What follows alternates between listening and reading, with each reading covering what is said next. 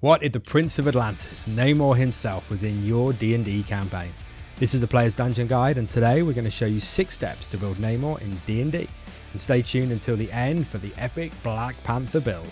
Let's get started. Step 1. Choose a race.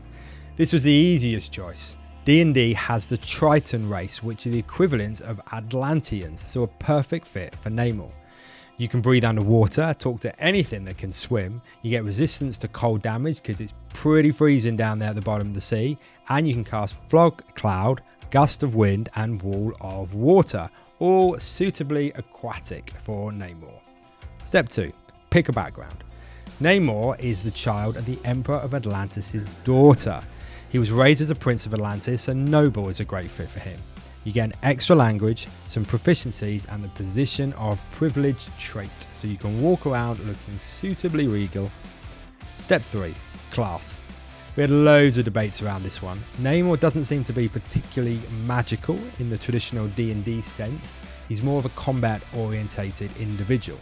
So Monk was an option, but Namor does like to march around with an impressive trident.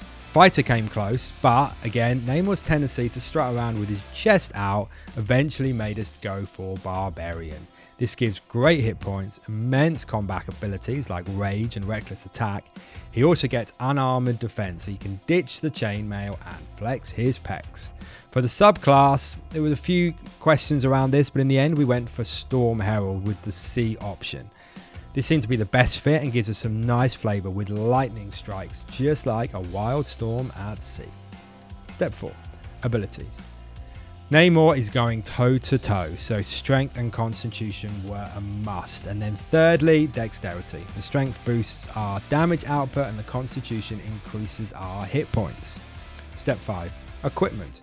As we went for Barbarian, we don't need any of that boring armour stuff, but we did grab a shiny trident. This can be used in 2 hands or 1 and used as a thrown weapon as well. Super suited to Namor. Step 6. Feats. For the feats, we took Charger to adopt Namor's fighting style of flying into combat. This gives a massive +5 to your damage, or you can shove people away from you.